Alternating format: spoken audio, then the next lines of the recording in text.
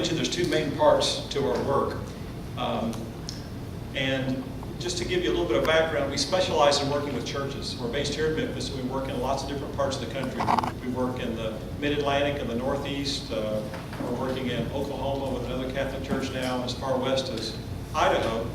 And churches are really almost exclusively the kind of work that we do.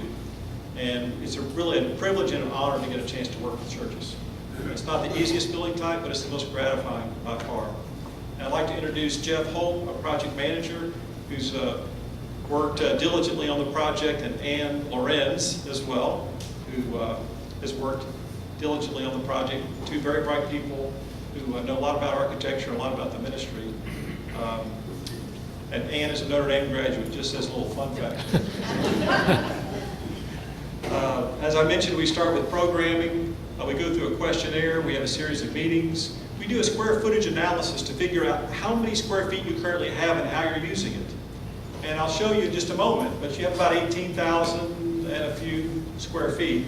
And I'll show you how you're using it, bless you, in just a moment. We look at goals and objectives. We try to identify what are the main key issues, what are the salient topics that we're supposed to be addressing.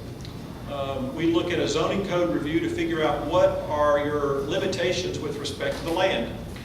Setbacks, height limits, lot coverage, drainage, things like that that may be affected by the zoning. And a building code review to figure out how does the current building code relate to this building. This building was built under a different code, and codes change over time, and you're grandfathered in. But if we add on to it, we have to be considerate about what the current building codes are. So we did a building code analysis as well. So up to this point right here, we really haven't done any drawing or any design work. We've really just been doing research and try to understand it. And then the next piece is the feasibility and conceptual design, where we do site analysis drawings, site design studies, three-dimensional drawings, and then present these drawings to the committee and ultimately to you. So you're going to get to see the fruit of all these efforts tonight.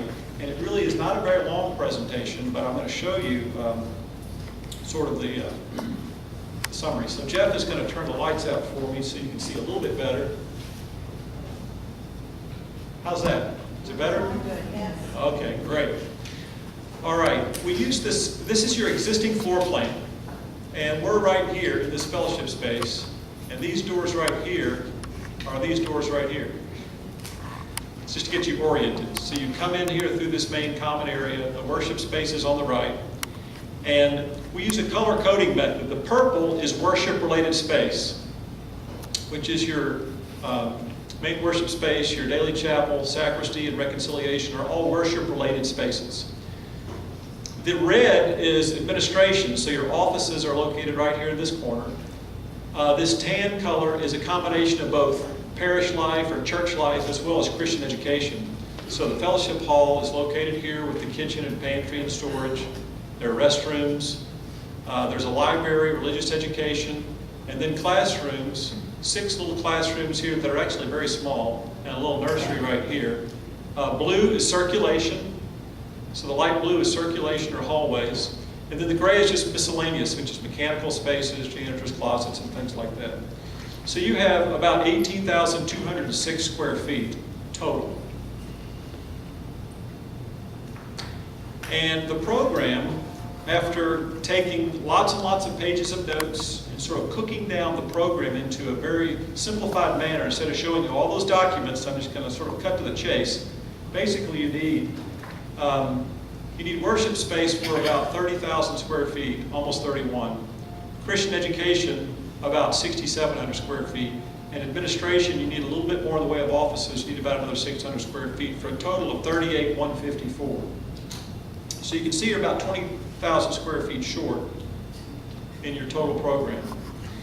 As a frame of reference, this is what those square footage numbers look like as diagrams. It's not a floor plan, but it's just the raw square footage as blocks of space. So the purple, this is what 12,000 square feet of worship space looks like, which is enough for 1,200 seats. This would be expansion for another 400. And the thought was that if we build a new worship space, it needs to be expandable too, so that in another 5 or 10 years or however many years, you're not forced with the same position again. How do you expand this building? So the concept is to build 1,200 seats initially and be able to expand it to another 400 without going outside the envelope of the building, without having to change the exterior walls. The narthex is just another term for gathering space, and the gathering space is about 4,000 square feet, and that is a percentage of the worship space.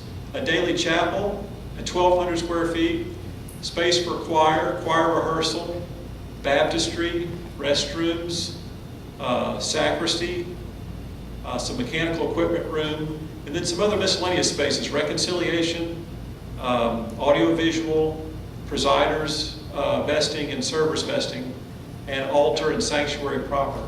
All of those are worship-related spaces, and you'll see these in these other drawings. I'm going to show you purple equals worship. All right, this tan color or orangish color here is education, and we have identified 7 classes